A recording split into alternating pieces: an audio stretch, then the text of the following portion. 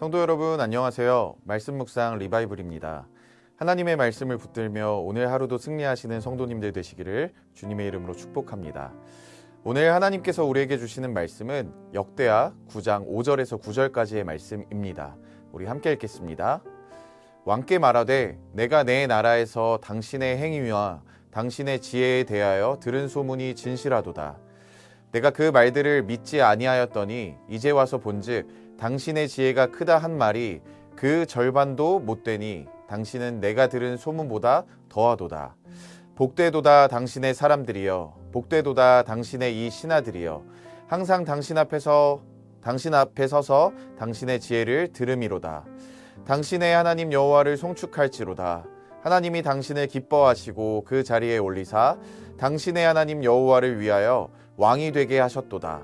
당신의 하나님이 이스라엘을 사랑하사 영원히 견고하게 하시려고 당신을 세워 그들의 왕으로 삼아 정의와 공의를 행하게 하셨도다 하고, 이에 그가 금 120달란트와 매우 많은 향품과 보석을 왕께 드렸으니 스바 여왕이 솔로몬 왕께 드린 향품 같은 것이 전에는 없었더라. 아멘. 오늘 우리가 함께 읽은 본문은 스바 여왕에 관한 기록입니다.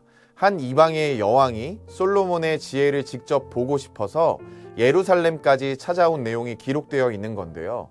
여왕이 찾아온 것도 이례적인데 그녀가 이동한 거리를 지도로 찾아보면요, 여러 가지로 굉장히 의미심장한 부분들이 있습니다.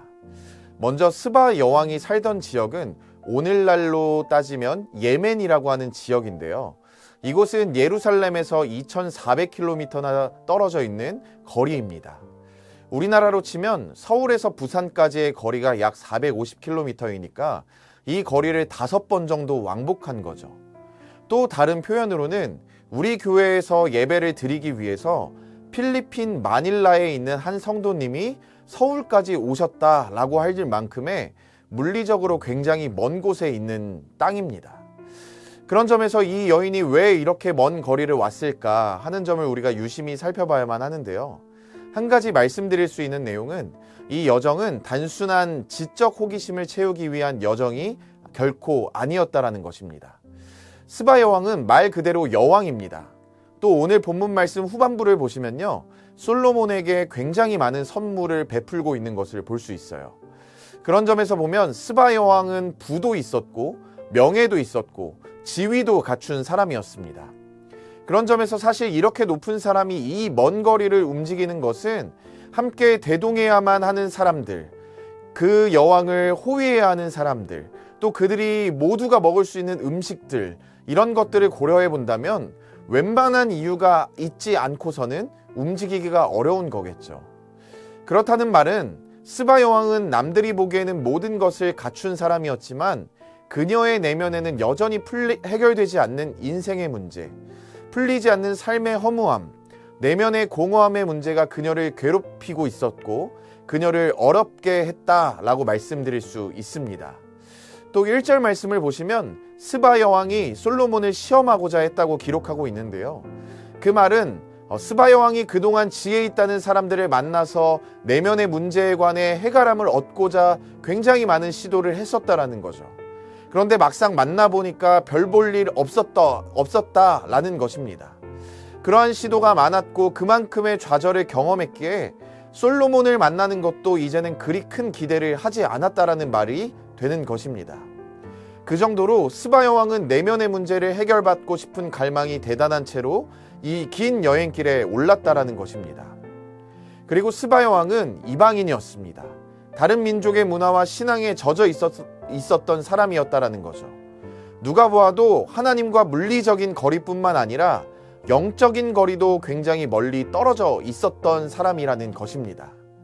그런데 이 여인이 오늘 솔로몬을 만나서 그녀의 마음에 있었던 모든 질문들, 의문들, 내면의 문제들을 쏟아놓자 솔로몬이 그 묻는 말에 모두 다 대답해 주었다고 기록하고 있습니다. 하나님이 주신 지혜로 여왕의 고민을 무시하거나 교만한 태도로 대하지 않고요, 정성스럽게 경청하고 대답해 준 것으로 인해서 스바 여인이 하나님을 찬양하는 자리까지 가게 되는 것을 오늘 성경에서 볼 수 있는데요. 심지어는 이 여인이 어떻게 변화되는가 하면요, 잘 알지도 못했고 믿지도 않았던 여호와 하나님을 믿게 됩니다. 그리고 8절 말씀을 보시면 하나님을 찬양하는 내용이 기록되어 있습니다. 이 말씀을 보시면 웬만한 신앙인을 넘어서는 표현을 사용하고 있는 것을 볼 수 있습니다. 도대체 어떻게 이런 일이 일어나게 된 걸까요? 먼저는 하나님의 크신 은혜 때문인 거죠. 물론 솔로몬의 지혜가 훌륭했던 것도 맞지만 성경을 보시면 그 지혜는 하나님께서 주신 선물이라고 기록되어 있습니다.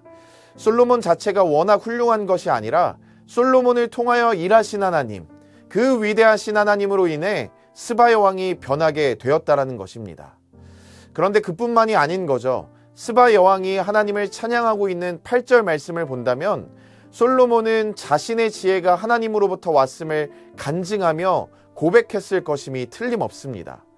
지혜의 근원이 하나님을 경외하는 것임을 거듭 강조해서 말했을 것이고 모든 마음의 문제를 해결하실 수 있는 분이 하나님 한 분 외에는 없음을 힘주어 말했을 것임에 틀림없습니다.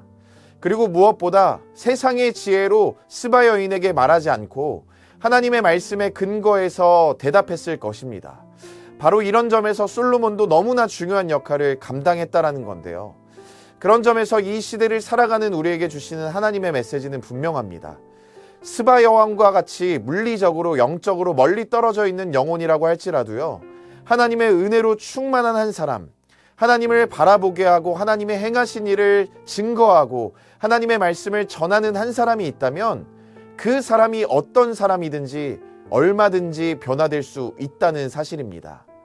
지금 우리 부모님, 자녀들, 친구들, 직장 동료들 등 주변에 많은 사람들이 여전히 하나님으로부터 멀리 떨어져 있고 심지어는 하나님을 향한 적대심이 가득하다 할지라도요, 우리가 하나님의 은혜에 충만한 솔로몬과 같은 사람으로 서 있는다면, 그분이 우리에게 주신 선물을 그분의 뜻대로 사용한다면 우리를 통해서 그 사람들 역시 스바 여왕처럼 하나님의 사람으로 변화될 수 있다라는 것입니다.